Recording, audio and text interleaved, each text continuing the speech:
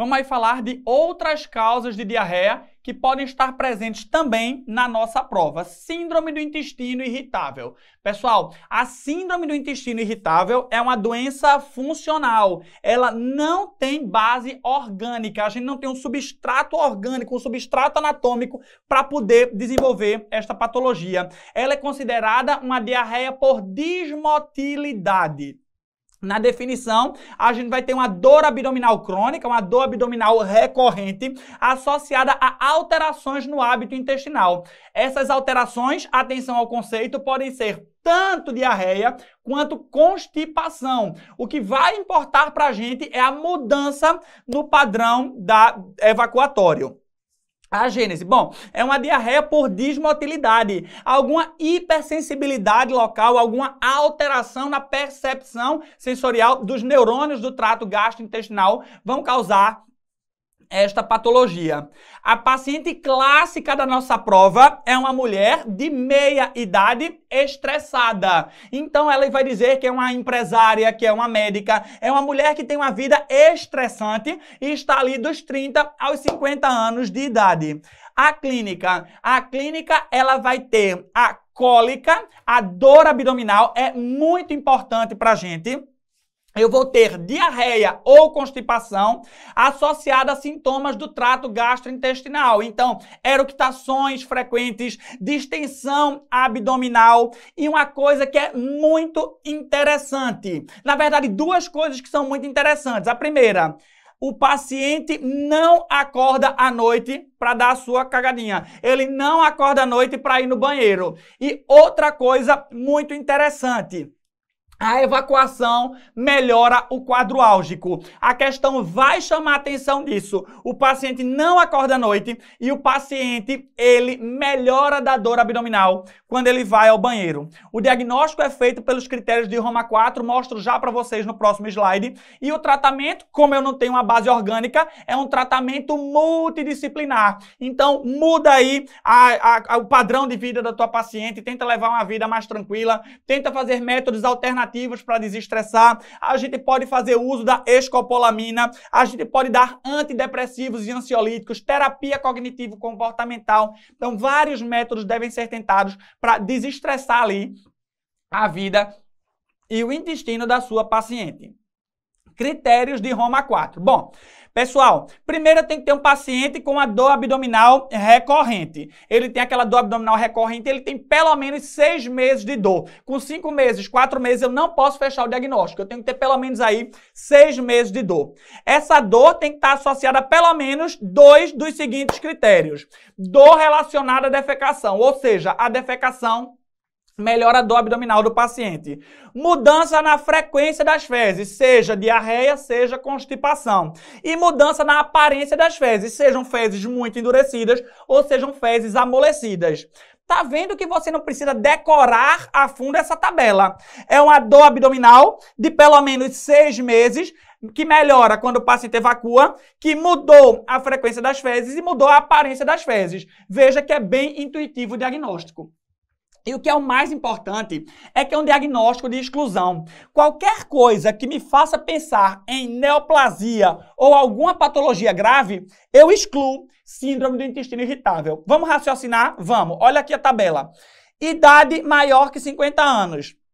Sem presença aí de triagem para câncer de cólon. Tu vai dizer que é um paciente com mais... É óbvio. Tu vai dizer que é um paciente com mais de 50 anos de idade, que está com diarreia ou constipação, é síndrome do intestino irritável. Não, miserável, é câncer. Isso é câncer, não bota a culpa na síndrome do intestino irritável.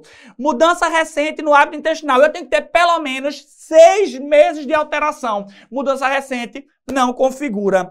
Evidência de sangramento oculto, meleno hematoquesia. Um paciente que está sangrando. Ah, é síndrome do intestino irritável. Não, é câncer, é pólipo, é doença diverticular, mas não é síndrome do intestino irritável.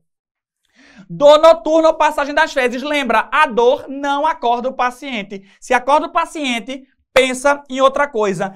Perda de peso involuntário. O paciente tem uma diarreia e está com perda de peso. Isso é câncer. Isso não é síndrome do intestino irritável. História familiar de câncer coloretal ou doença inflamatória intestinal. Massa abdominal palpável ou linfadenopatia. O paciente tem uma diarreia, uma constipação. Ele tem uma massa palpável.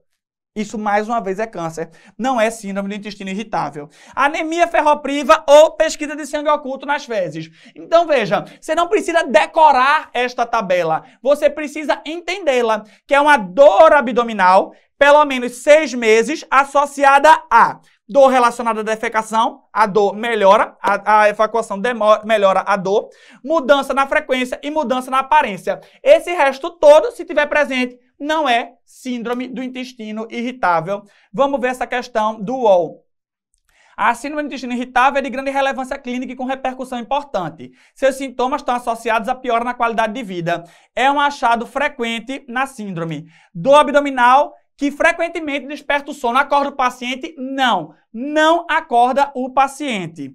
Piora clínica progressiva? Não, ela se mantém ao longo de anos. Não tem piora. Sintoma com boa resposta terapêutica não recidivante. É funcional, não tem substrato orgânico, é na mulher estressada. Tu acha que isso vai tratar fácil? Não vai. Isso vai recorrer durante a vida toda da tua paciente. Alívio da dor após a evacuação é clássico da síndrome do intestino irritável. Vamos falar de colite pseudomembranosa. A colite pseudomembranosa, por definição, é uma diarreia causada por toxinas bacterianas. Que toxinas são essas? Toxina A e toxina B. O principal patógeno envolvido, Dimas, presta atenção, Dimas, aqui é difícil, Dimas, eu decorar. Dimas, ó, esse é o 4º ano que eu sou professor do médico residente. Até hoje eu não decorei, Dimas, porque é difícil decorar o agente. Quem é? É o Clostridium difficile. Antibióticos responsáveis, eu vou dizer. Vou contar uma história aqui pra você já deve estar cansado aí, tá na 3ª parte da aula. Eu vou contar a história. Dimas, paciente com colite pseudomembranosa. É um flato que, assim, ninguém aguenta.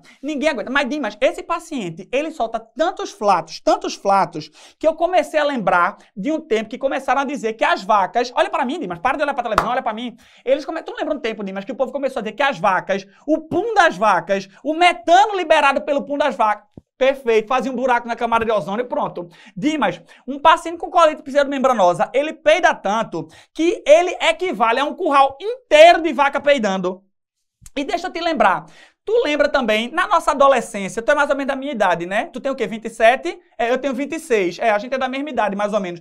Tu lembra um tempo que diziam que tinha ali, nos aerossóis, um gás que era o CFC, que aumentava o buraco na camada de ozônio?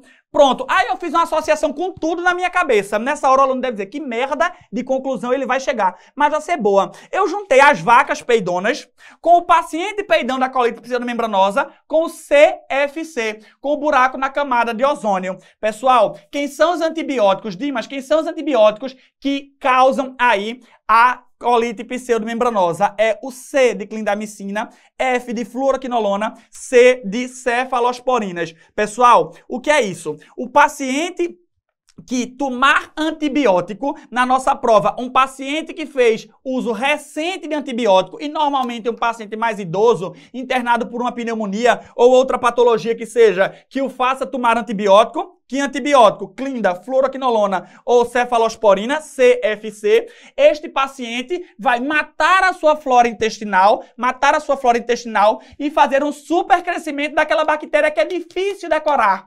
Clostridium difficile. O Clostridium difficile vai agora produzir as toxinas A e toxinas B e o paciente vai fazer essa grande diarreia, que é a colite pseudomembranosa. O paciente clássico na prova, idoso em uso de antibiótico. E a clínica clássica, um paciente que fez uso recente de antibiótico, tem diarreia e agora ele tem dor abdominal e diarreia. Dor abdominal e diarreia. Na colonoscopia, nós achamos essas pseudomembranas, placas friáveis dispostas pelo cólon do paciente. Nós vamos fazer a pesquisa das toxinas A e B, que são produzidas ali por nossas bactérias, né, pelo Clostridium difficile, e podemos fazer por PCR ou por ELISA. E nós também podemos fazer a coprocultura, mas aí argumenta-se que a simples presença do Clostridium difficile não denota a patologia, já que é um germe comum do nosso trato gastrointestinal. Bom, e o tratamento, como é que se dá? O tratamento se dar atenção com metronidazol ou vancomicina via oral. Não adianta fazer venoso, é via oral para que ele atinja ali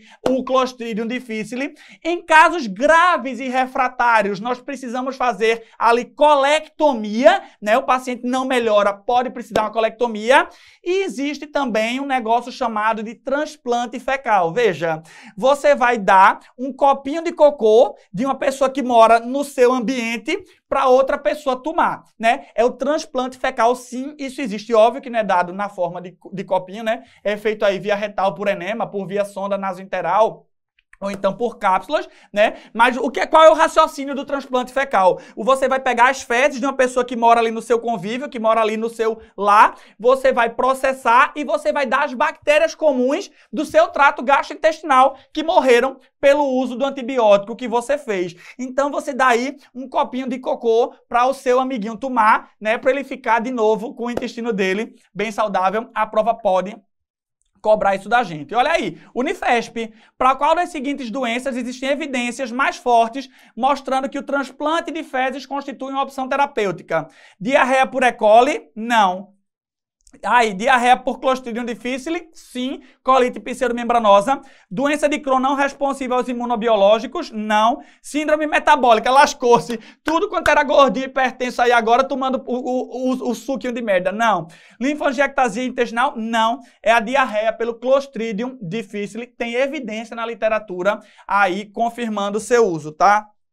Tumor neuroendócrino. Última parte da nossa aula. A gente vai ver direitinho os tumores neuroendócrinos na aula de Edilson, tá? Mas eu vou falar aqui de quando os tumores neuroendócrinos, eles fazem diarreia. Bom, então tumor neuroendócrino, por definição, são tumores indolentes derivados de células enterocromafins.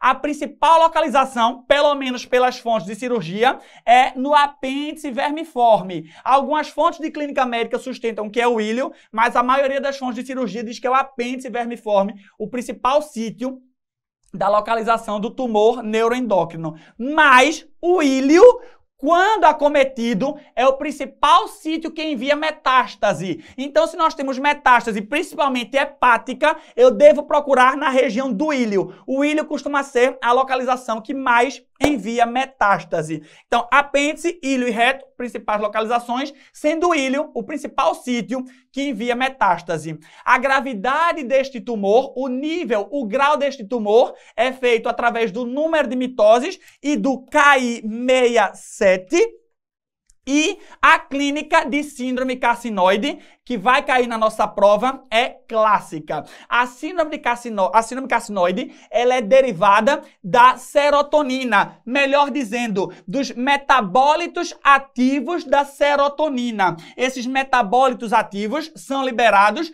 quando nós temos grandes massas tumorais ou então metástase hepática. Um paciente que está fazendo síndrome carcinoide pensa em grandes massas tumorais ou em metástases hepáticas. Ela é composta por flush, que é aquela ruborização facial, que é aquela síndrome que dá que o paciente fica ruborizado, faz um ataque cardíaco, diarreia, afinal estamos na aula de diarreia, doenças valvares pulmonares, principalmente estenose pulmonar e broncoespasmo. O paciente pode fazer um quadro de broncoespasmo. O diagnóstico é feito com a dosagem urinária dos metabólitos da serotonina, o ácido 5-hidroxiindolacético e da pesquisa da cromogranina A.